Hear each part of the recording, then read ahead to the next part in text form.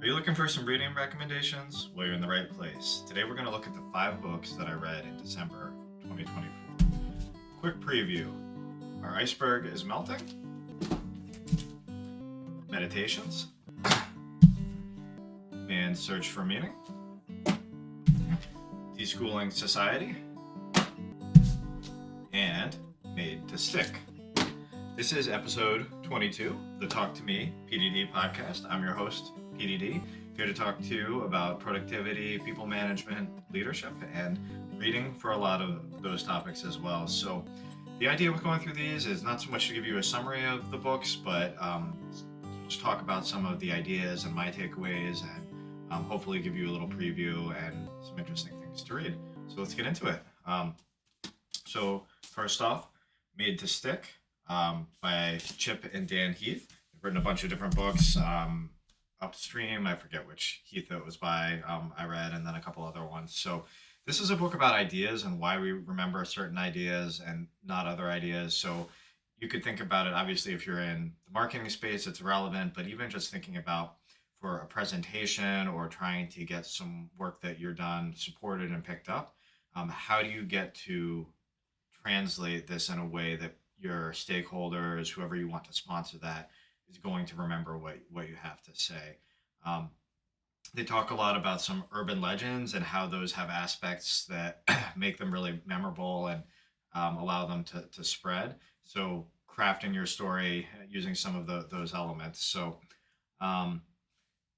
narrowing it down to your core meaning, trying not to have too much noise in your message, so your audience can really separate and easily understand what you're talking about. And also getting into this idea, if you've heard of sort of commander's intent in the military, trying to have a very simple, short message where it's clear the overall intent, and then allowing your audience to fill in those gaps, but making sure it's really clear what the overall purpose is of your message. This idea of keeping open gaps to keep your audience's attention. So let's say you're giving a presentation, maybe not just going right in and giving them the solution from the beginning, but putting out there these open questions to get their minds thinking about, okay, what are the answers, or how could we get there?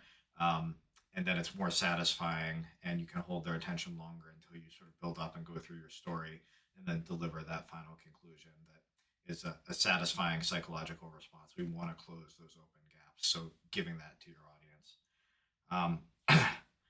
Making it concrete, very clear what you're talking about, putting things in real world scenarios or ways that are personal to your audience, so it's really tangible what your message is about. Making it emotional, thinking about how your audience will feel about this topic and trying to craft your message in a way that connects into the feelings that you want to evoke in your audience. So yeah, really good book, pretty quick read. Anyone who's thinking about storytelling, marketing, or presenting material in general, check out Made to Stick. Next up, Deschooling Society by Ivan Illich. This is the second book I've read of his in the past year or so. Always expect a little bit of a radical perspective from him, so I knew what I was getting into. But this idea of how, for learning, the institution of schools are not the best approach, and looking at alternatives. I take that with a grain of salt. I feel like this is a book that's sort of only written by somebody who's had the benefit of going through education and then can kind of look back and suggest how to do things going forward, but with sort of some of those benefits. So a little bit of a chicken and an egg. But interesting ideas. I think it's really relevant for continuing education and self-directed education, which is incredibly important, I think, in life, and especially in moving your career forward. So lots of interesting stuff there. This is a book from, I think, the 1970s. So interesting ideas about peer-to-peer learning and connections that if you read it now, you're like, oh, this is what the internet's for, or various tools like that. But he envisioned it in a time pre-internet. This was very primitive computers and boards pairing people up to do learning together. Much more of a apprenticeship style learning and much more self-directed learning. It's also this idea of trying to transform that the way society is for the better. And his argument is that because schools are part of that, you're never going to have people learn coming through traditional school systems to change society because it's part of that. So if you ever want to make a more radical change in how we sort of live and set up our society, it has to be done outside of that. So again, if you got to be up for a little bit of radical thought with this, but I think it's really interesting, especially if you're someone who values self-directed learning or you're trying to build organizational learning or things like that. It's could be relevant for you. Next up, Man's Search for Meaning, Viktor Frankl. This was, I think, the most recommended book from Tim Ferriss's Tribe of Mentors. I've heard it recommended in a number of places before, but never read it. Again, really powerful book about the author's experience and concentration camps during World War II.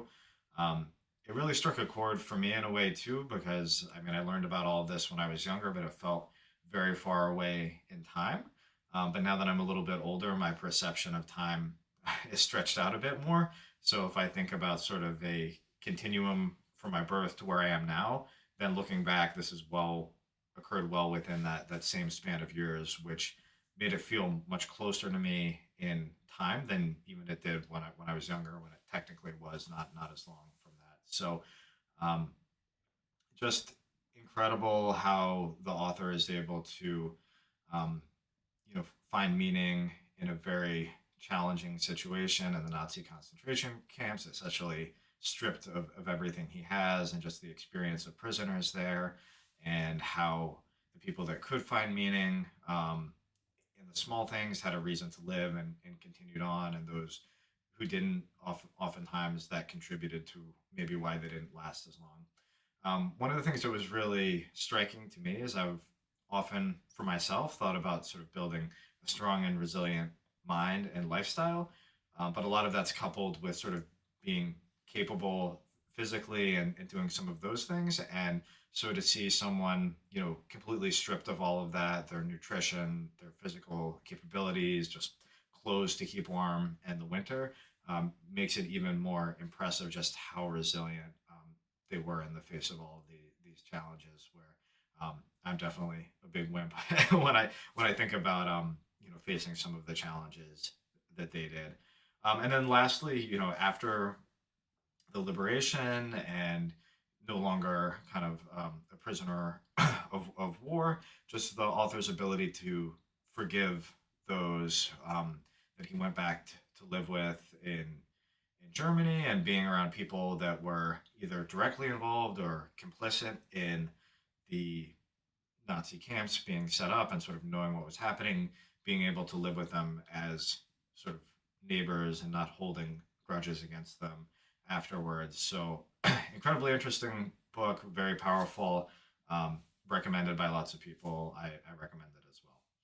All right, next up, Meditations, Marcus Aurelius.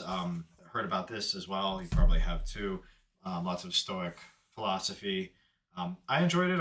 It's good to read a primary source. I'm not somebody who's super well informed in that area, so I think I would have benefited or would benefit from more of companion reading, sort of explaining different stuff. But nonetheless, it was a good read. Lots of sort of accepting things as they are, what life throws at you, and how it was supposed to be that way, and facing the challenges that you have to face the right way, and a particular way of living and standards for yourself, and being able to tolerate and understand why other people may be acting in a way that you wouldn't necessarily want them to act. So just lots of things about you know how to live, how to, instead of focusing on things that are happening externally, how to focus inwardly on yourself and your actions and experiences and the things that you can control there. One of the quotes that I really liked from it that I wrote down is, "You have the option: accept this event with humility, treat people as they should be treated, approach your thoughts with care, and in a rational way." So I enjoyed it. Check it out if you're like me, you may want some other sources to help you sort of interpret and understand some of the Stoic philosophy here and some of the little details. And last but not least, our Iceberg Is Melting, which is kind of a fun, I guess I would call it quasi-adult graphic novel. You've got some pictures in here. It's all about change and change management. So even though it sort of looks a little more cartoony or graphic novelty, if you're someone working in corporate culture, you will soon recognize many common aspects of that culture in this book.